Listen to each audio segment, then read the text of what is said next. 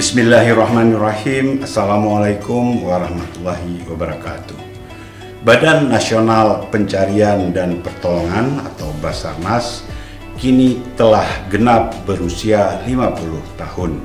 Di usia emas ini, Basarnas telah banyak mencatatkan sejarah gemilang di bidang penyelamatan dan pertolongan, baik itu pada peristiwa kecelakaan, bencana alam, dan peristiwa lain sebagainya.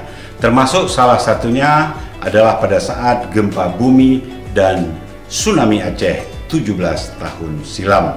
Untuk itu, atas nama pribadi dan atas nama seluruh aparatur pemerintah Aceh, saya Nova Iriansyah mengucapkan selamat ulang tahun emas Badan Nasional Pencarian dan Pertolongan Basarnas yang ke-50.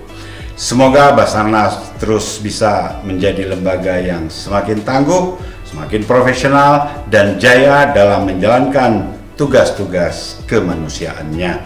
Semoga Basarnas bisa menjadi lembaga yang benar-benar tangguh, profesional, dan jaya. Terima kasih Basarnas. Indonesia cepat tanggap untuk Indonesia maju. Afiknam Jagat Samagram. Wabillahi taufiq wal hidayah. Wassalamualaikum warahmatullahi wabarakatuh.